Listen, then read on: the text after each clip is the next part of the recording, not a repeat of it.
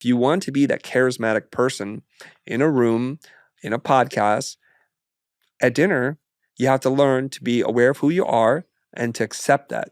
To me, self-acceptance is the most beautiful makeup you can wear.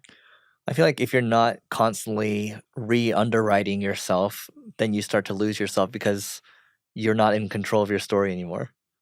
Is that a financial term, underwriting? Yeah, you can say reevaluating. Reevaluating. Yeah.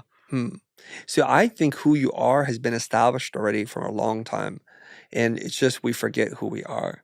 So when I teach story and personal branding, it's not a product of invention. It's a product of memory, remembering who you are.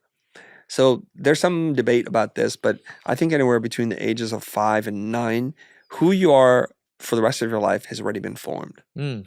Okay? Your brain is forming and you're seeing things that both good and bad start to shape your beliefs and your actions moving forward. So if you had said something inappropriately because you thought it was funny and you were reprimanded by your mom, by your dad, by a teacher, you may develop a stuttering problem from that point forward. And it comes to that childhood trauma that's unresolved. And now you're going to develop a speech impediment, or you're going to be much more introverted. You're afraid to speak your mind and you don't make eye contact with people. So things are shaping for you because your mind is so malleable at that point that any positive and negative stimuli can change how you think. So now as an adult, you're not even sure what you're responding to. So when somebody speaks loudly, you'll like tell them, be quiet. Why is that? You're echoing what you learned when you're 5 years old. And that person triggers you in the way that you're really annoyed by them because you're annoyed by yourself. But no one's really annoyed by themselves. They're just parenting themselves the way they were parented.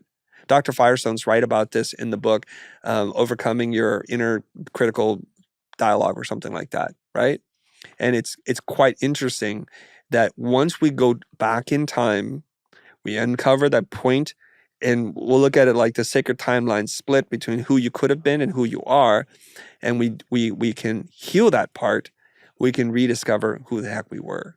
I want to switch gears to talk about, and this will be the last part, but you talked about finding, in one of your videos, finding the right coach and mentor. What does that look like to you, and what kind of impact have you seen from that? Yeah, I think more of us would be better in life if we just sought out coaches or teachers, instructors for the things we want to improve in. That's how I want to say it, because the label of coach, teacher, therapist, whatever, it kind of has a different connotation to different people. So if I say to you, I'm seeing a therapist, you're like, ooh, something's wrong with Chris. No, a physical therapist. Oh, you're fine. You know, it's kind of weird how we look at it like that, right? I'm seeing a coach for tennis. Makes sense.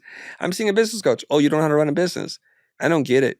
If you need help with something, it's wise for you to take some kind of shortcut by working with someone who can help you get there faster with less pain and less wasted resources.